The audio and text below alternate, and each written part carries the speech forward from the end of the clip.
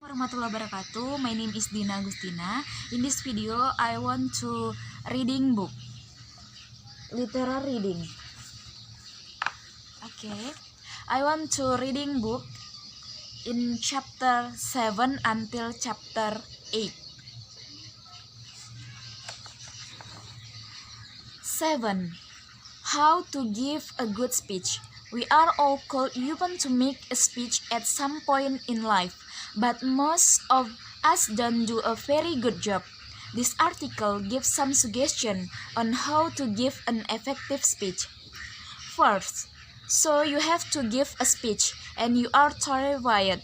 You get nervous, you forget what you want to say, you stumble over words, you talk too long and you bore your audience. Later you think, thank goodness, it is over. I'm just no good at public speaking. I hope I never have to do that again. Second, cheer up. It doesn't have to be that bad.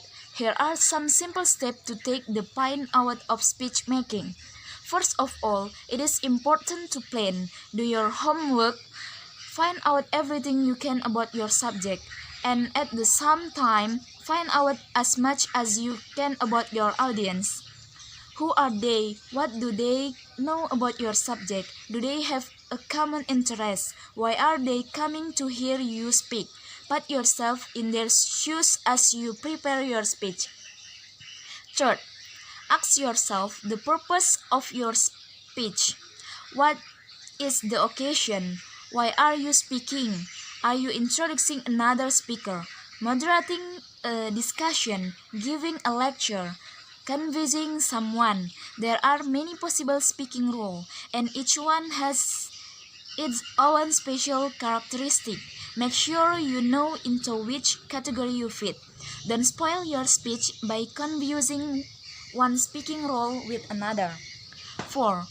Let us suppose that you have been asked to introduce the main speaker at a conference. First, find out the most important and interesting things about the speaker. Then summarize this information in a few remarks. It is alright to tell a joke or anecdote if it is a good taste and will not embarrass the speaker. And most important, be brief. Remember, you are not the main speaker. You are introducing the main speaker. 5. If you are a moderator, you should begin by giving a quick introduction of the people on the panel. After that, you should try to keep the discussion running smoothly, and you should try to focus on the connection between speakers.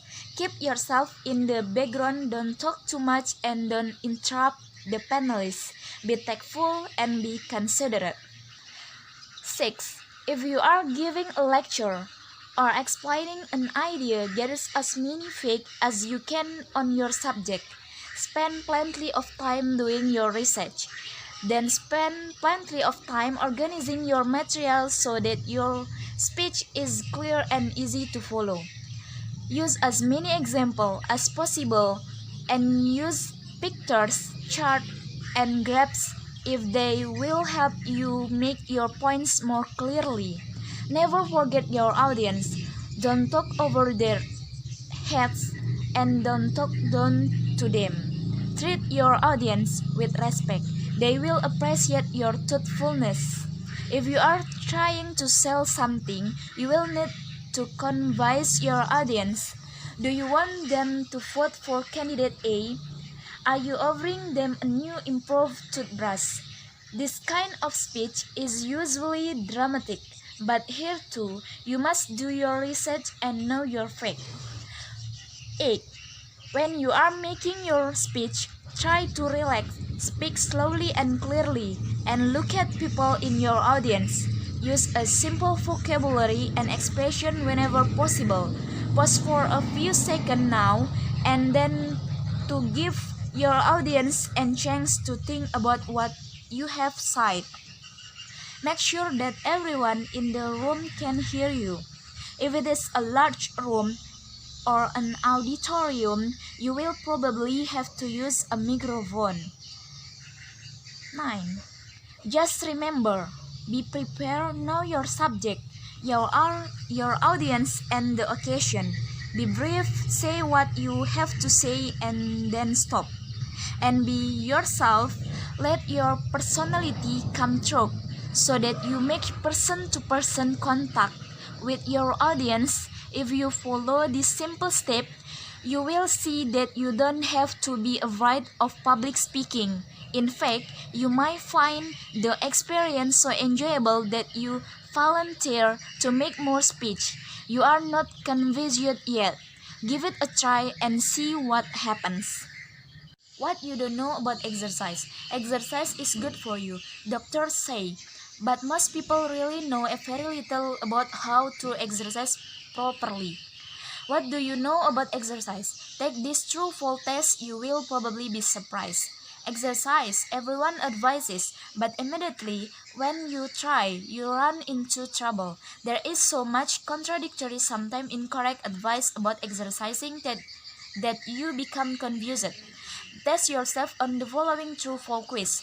It will tell you what you need to know. First, the best way to reduce the mind section is to do abdominal exercise. False, many people believe that when specific muscles are exercised, the fatty tissue in the immediate area are burned up. The truth is that exercise burns fat from all over the body and not from one specific area, regardless on the type of exercise. Of course, if you reduce the fat throughout your body, you will certainly see results around your waistline too. Second, the maintain an adequate level of physical fitness, you need to exercise only twice a week.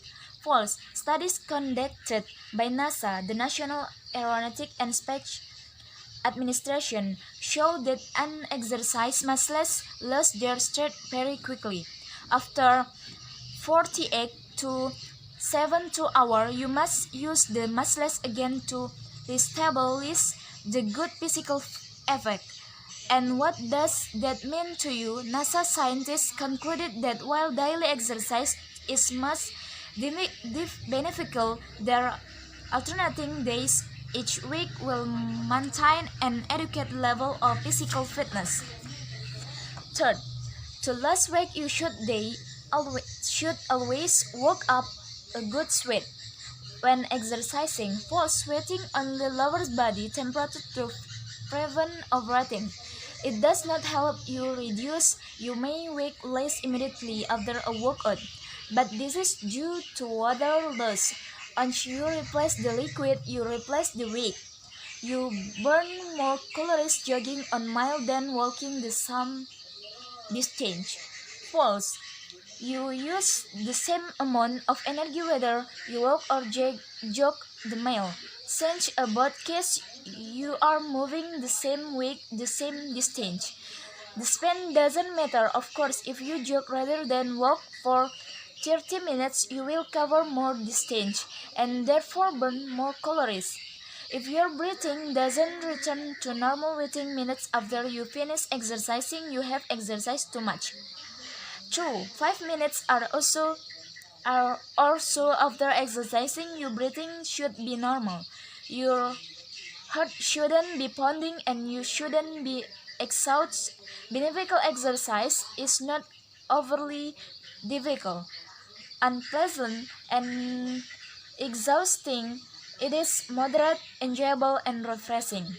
Walking is one of the best exercise. True, walking helps circulation of blood through the body, and thus has a direct effect on your overall feeling of health. Vigorous stretching exercise keep muscles flexible. For stretching exercise, for example, twisting or bending at the waist, touching your thighs, should be done slowly, allowing the muscles to relax and let go. Vigorous stretching make the muscles become tighter. The minimum amount of time you should spend exercise in a day is 20 minutes. True, there are more than 400 muscles that attach to your skeleton. A good exercise routine should contract and stretch all these muscles, and this simple cannot be done with with 4 and 5 exercise in 5 or 10 minutes. For experience, I have found that about 20 minutes is the minimum amount of time needed for an adequate workout. B. How long it takes you to become physical fit depends on how unfit you are when you start. If you are out of condition, you certainly cannot shape in 21 days. However, shaping up doesn't any good unless you plan to stay in shape, and that's mean exercising from no one no on. It takes as much exercise to stay in shape as it does to get there. But the work won't seem as hard after a while because your body will be in good condition and all the move will seem easier.